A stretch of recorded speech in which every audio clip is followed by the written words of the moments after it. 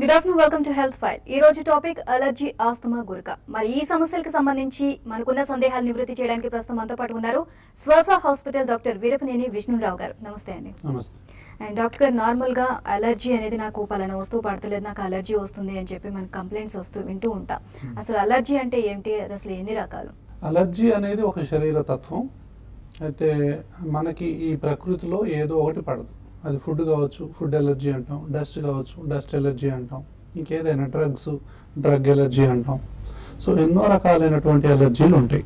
దీన్ని ఎటోపీ అంటాం, ఒక శరీర తత్వం. అంటే మన రక్తంలో సీరం ఐజీ లెవెల్స్ అనేవి ఎక్కువగా ఉంటాయి. అయితే ఈ ఎటోపీ, ఈ ఎలర్జీ అనేది మన శరీరంలో ఎండ్ ఆర్గన్స్, అంటే రకరకాలైనటువంటి ఆర్గన్స్ ద్వారా బయటికి కనపడుతుంది. మన కళ్ళల్లో ఉంటే కళ్ళ ఎలర్జీ అంటాం, ఎలర్జీ కంజంక్టివైటిస్ అంటాం. అంటే కళ్ళు ఎర్రగా అయిపోవటం, దురదలు పెట్టడం, నీళ్లు గారటం, బాగా నలపటం, అలాంటివి చేస్తూ ఉంటారు. అది ఎలర్జీ కంజంక్టివైటిస్ అంటారు. తర్వాత ఎలర్జిక్ రైనైటిస్ అంటారు, అంటే తుమ్ములు రావటం, నీళ్లు గారటం, ముక్కులో దురద పెట్టడం. సో ఇవన్నీ కూడా ఎలర్జిక్ రైనైటిస్ కి సంబంధించినటువంటి లక్షణాలు. ఎలర్జీ తర్వాత చర్మం ఎలర్జీ, స్కిన్ ఎలర్జీ అంటాం. చిన్నపిల్లల్లో మొదలవుతుంది ఇన్ఫాంటైల్ ఎగ్జిమా అంటాం. ఈ బుగ్గల మీద మొదలవుతుంది మెల్లగా కొంచెం కొంచెం. తర్వాత ఫుడ్ ఎలర్జీ అంటాం, అంటే గ్యాస్ట్రోఇంటెస్టైనల్ సిస్టమ్ ఇన్వాల్వ్ అవుతుంది. దాని తర్వాత ఇదే ఎలర్జీ ఊపిరితిత్తుల్లోకి వస్తే ఆస్తమా అంటాం, ఎలర్జిక్ బ్రాంకైటిస్ అంటాం. సో ఈ ముక్కులో నుంచి ఈ సైనస్ లని ఇన్వాల్వ్ అయ్యి టాన్సిల్స్, ఎడినాయిడ్స్, ఫారింగ్స్, లారింగ్స్, తర్వాత ఈ బ్రాంకైటిస్ అంటాం, ఎలర్జిక్ బ్రాంకైటిస్ అంటాం, otherwise known as asthma. So ఇవి అన్ని కూడా ఎలర్జీలు. సో ఆస్తమా అనేది ఎలర్జీలో ఒక భాగం. అంటే ఊపిరితిత్తుల్లోని వాయునాళాలు ఈ విధంగా గనక మనకు మూసుకుపోయినట్లయితే ఆస్తమా అంటాం. అంటే దీని ఎలర్జిక్ ఇన్ఫ్లమేషన్ అంటాం. ఈ ఎలర్జిక్ ఇన్ఫ్లమేషన్ అనేది ఈ ఆస్తమాలో కానివ్వండి, ఎలర్జీలో కానివ్వండి, ఇది కామన్. ఎలర్జిక్ ఇన్ఫ్లమేషన్ కళ్ళల్లో ఉంటుంది, ముక్కులో ఉంటుంది, లంగ్స్ లో ఉంటుంది, చర్మంలో ఉంటుంది. ఎలర్జిక్ ఇన్ఫ్లమేషన్ అంటాం. సో దీని వల్లనే మనకు రకరకాలైనటువంటి సింప్టమ్స్ మనకు కనిపిస్తూ ఉంటాయి అన్నమాట.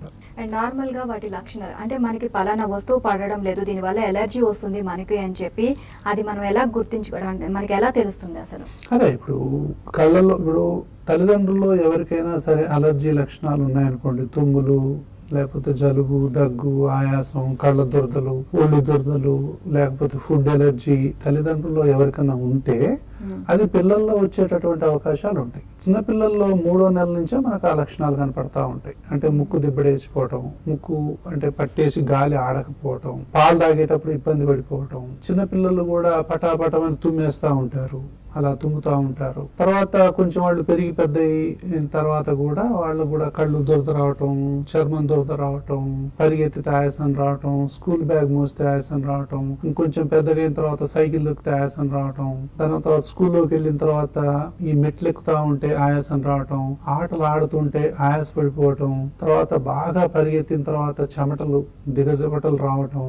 సో ఇవన్నీ కూడా అలర్జీ, ఆస్తమా లక్షణాలు. ఇవి పసిపిల్లల్లోనే మొదలవుతాయి. సో మెల్లగా జలుబుతో మొదలై ఆస్తమాతో ఎండ్ అవుతుంది అనమాట. కాబట్టి ఏం చేస్తారు, చిన్నపిల్లల్లో చీటికి మాటికి హాస్పిటల్ చుట్టూ తిరుగుతూ ఉంటాం. ఎప్పుడు చూసినా జలుబు జలుబు జలుబు అంటాం. 365 రోజులు జలుబే. ఈ జలుబు అనేది ఎంతకి వదలదు. ఒకవేళ పోయినా కూడా వారం రోజులు యాంటీబయాటిక్స్ వాడతారు. తర్వాత కొంచెం తగ్గినట్టు తగ్గుతుంది, మళ్ళీ వస్తుంది. ఒక హాస్పిటల్కి పోతారు, అక్కడ కొన్నాళ్ళు వాడతారు, తగ్గదు, మళ్ళీ ఇంకో హాస్పిటల్ పోతారు, కొన్నాళ్ళు వాడతారు, తగ్గదు, మళ్ళీ ఇంకో హాస్పిటల్ పోతారు. హాస్పిటల్స్ ని మారుస్తూ ఉంటారు, డాక్టర్లను మారుస్తూ ఉంటారు, వైద్యాలను మారుస్తూ ఉంటారు. హోమియోపతి అని, అల్లోపతి అని, ఆయుర్వేదం అని, యునాని అని, మనకి ఏది కనపడితే అది వాడుతూ ఉంటారు. ఎంత వాడినా కూడా ఈ జలుబు అనేది కొంతమంది పిల్లల్లో ఎంతకి తగ్గదు. అంటే ఏమైతుంది, ఇక్కడ దాన్ని కరెక్ట్ డయాగ్నోజ్ చేయకపోవడం వల్ల, ఇది అలర్జీ అని కనిపెట్టకపోవటం వల్ల, అది ఆస్తమా అని గుర్తించకపోవటం వల్ల ఈ అలర్జీ కానివ్వండి, ఈ ఆస్తమా కానివ్వండి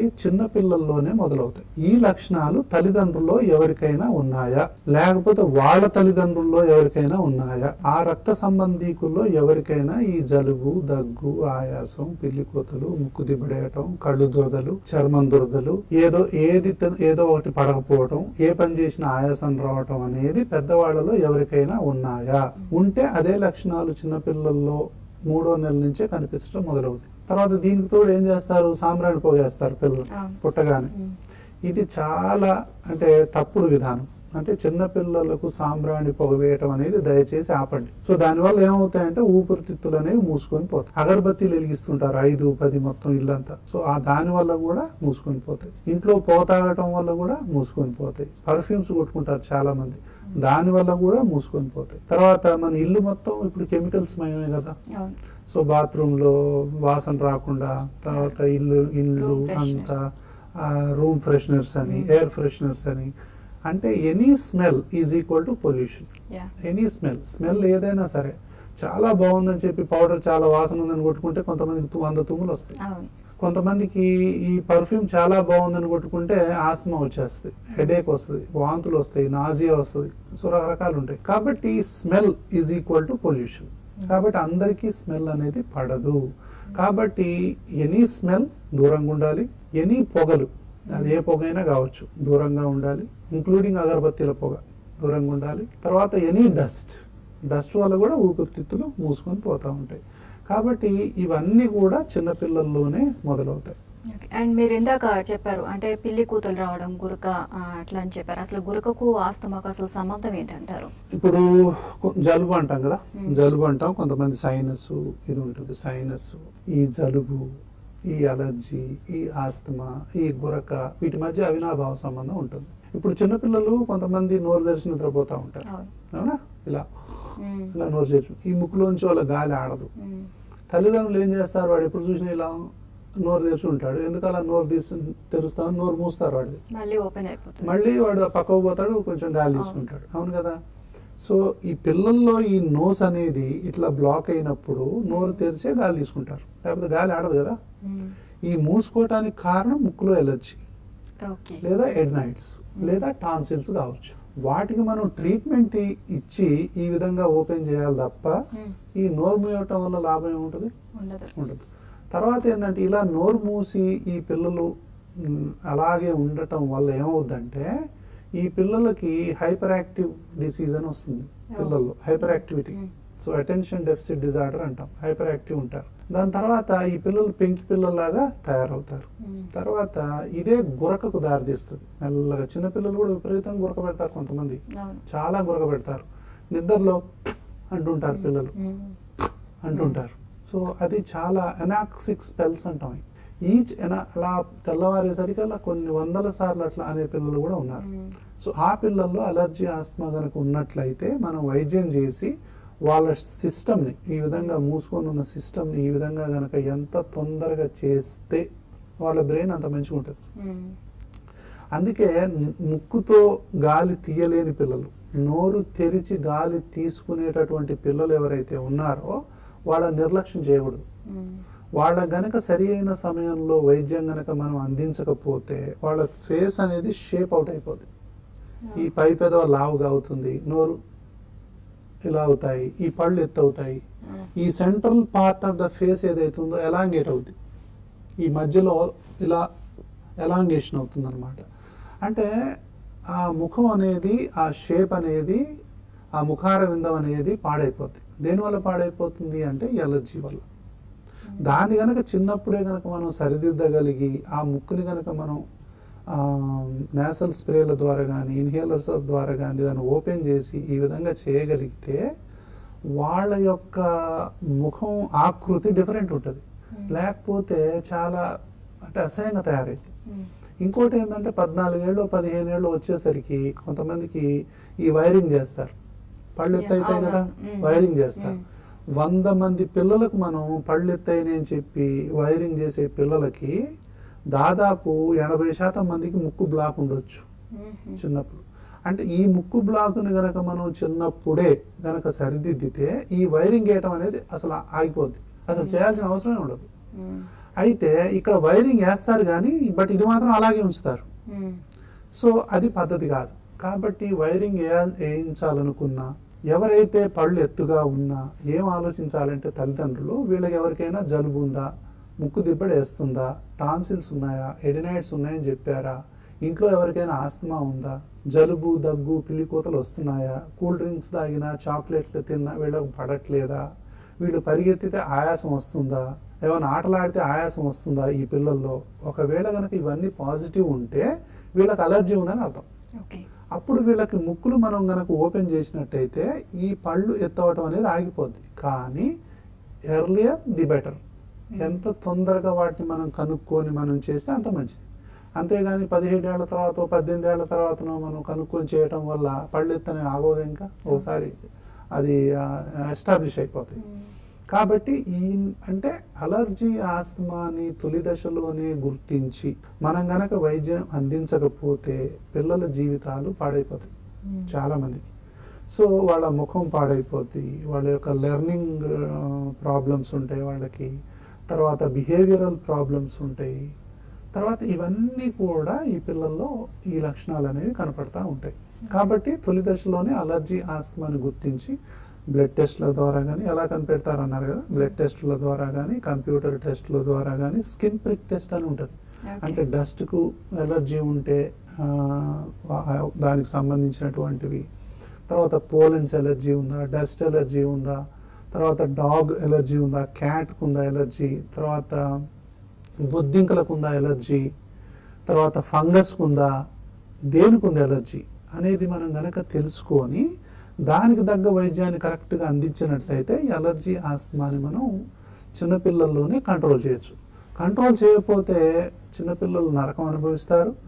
పెద్ద అయిన తర్వాత ఇంకా రకరకాల ప్రాబ్లమ్స్ వస్తాయి. టీనేజ్లో ఉండే ప్రాబ్లమ్స్ మళ్ళీ టీనేజ్లో ఉన్నాయి. కెరియర్కి సంబంధించిన ప్రాబ్లము, స్టడీకి సంబంధించిన ప్రాబ్లము, మ్యారేజ్కి సంబంధించిన ప్రాబ్లమ్స్, అన్ని రకరకాల ప్రాబ్లమ్స్ వస్తాయి. ఎప్పుడు వీటిని గనక చిన్నప్పుడే మనం అదుపు చేయకపోతే. డాక్టర్ గారు మీరు ఇందాక చెప్పారు, అంటే ఈ ఆస్తమా అలర్జీ అనేది చిన్నప్పటి నుంచే మొదలవుతూ ఉంటుంది, చిన్నప్పటి నుంచే కంట్రోల్ చేయాలి మనం, లేదంటే చాలా ప్రాబ్లమ్స్ ఫేస్ చేయాలి అని చెప్పారు. అండ్ కొంతమంది ఏంటంటే వాటిని అశ్రద్ధ చేస్తూ ఉంటారు, అలా పెరుగుతూ ఉంటారు. పెద్దవాళ్ళు అయ్యేసరికి అది ఇంకా మరింత తీవ్రం అవ్వచ్చు, కానీ అదంతా గమనించుకోరు వాళ్ళంతా. కొంతమంది డాక్టర్ దగ్గర కూడా వెళ్ళి చూపించుకోరు. మరి అలాంటి వాళ్ళల్లో ఎలాంటి ప్రభావం చూపిస్తుంది ఈ ఆస్తమా అలర్జీ ఇలాంటివి? కానీ అసలు వాళ్ళు ఎలాంటి బాధపడతారు? మరి అప్పుడు ట్రీట్మెంట్ చేయించుకుంటే వారికి అసలు సరైన వైద్యం మరి అప్పుడు ఉపయోగపడుతుంది అంటారా? ఇది చాలా ఇంపార్టెంట్. ఆస్తమా కానీ అలర్జీ కానీ మొదలయ్యేది బాల్య దశలోనే, చిన్నపిల్లల్లోనే మొదలయ్యేదని చెప్పాము మనం. చిన్నపిల్లల్లో మొదలైనటువంటి ఈ అలర్జీని చిన్నపిల్లల్లో ఉన్నప్పుడే మనం దాన్ని కరెక్ట్ చేయాలి. కరెక్ట్ చేసినట్లయితే వాళ్ళ లైఫ్ ఒకలాగా ఉంటుంది, కరెక్ట్ చేయకపోతే వాళ్ళ లైఫ్ ఇంకోలాగా ఉంటుంది. అంటే ఏంటి, వాళ్ళు ఇప్పుడు టీనేజ్ వచ్చింది, కాలేజీకి పోతారు, ఆటలు ఆడలేరు, ఫ్రెండ్స్తో సరిగ్గా కలవలేరు, తర్వాత పరిగెత్తలేరు, ఏ గేమ్స్లో పార్టిసిపేట్ చేయలేరు, ఒక కెరియర్ని మలుచుకోలేరు. ఒక పిల్లవాడు క్రికెటర్ కావాలి అనే డ్రీమ్ ఉందనుకోండి, ఆ పిల్లవాడికి చిన్నప్పటి నుంచి ఆస్తమా ఉందనుకోండి, వాడు చిన్నప్పుడే ఆస్తమా కరెక్ట్ చేయలేదనుకోండి, మనం ట్రీట్మెంట్ ఇవ్వలేదనుకోండి, ఆ కెరియర్ పాడైనట్టే. ఒక క్రికెటర్ కాలేకపోతాడు, ఎందుకు? ఈ ఆస్తమా వల్ల. ఒక గాయకుడు కాలేకపోతాడు, మంచిగా పాటలు పాడే పిల్లవాడు. అలాగే ఏదో ఒక డ్రీమ్స్ ఉన్నటువంటి కొన్ని డ్రీమ్స్ పిల్లల్లో ఉంటాయి, అవి ఫుల్ఫిల్ చేసుకోలేకపోతారు ఈ ప్రాబ్లము ట్రీట్మెంట్ చేసుకోకపోవటం వల్ల. అంటే వాళ్ళకి ఇంకా ఇలాగే బాధపడుతూ ఉంటారు. తర్వాత స్టడీస్ మీద విపరీతమైనటువంటి ఎఫెక్ట్ పడుతుంది, చదువుకోలేకపోతారు. తర్వాత ఇలాంటి పిల్లలు ఏంటంటే ఈ జలుబు, ఈ దగ్గు, ఈ ఆయాసం ఉండి ఇంటర్వ్యూకి పోయాడు అనుకోండి, ఇంటర్వ్యూలో ఏంటి, తుమ్ములు వస్తాయి, జలుబు వస్తుంది, ముక్కు గారుతూ ఉంటుంది, దగ్గు వస్తూ ఉంటుంది.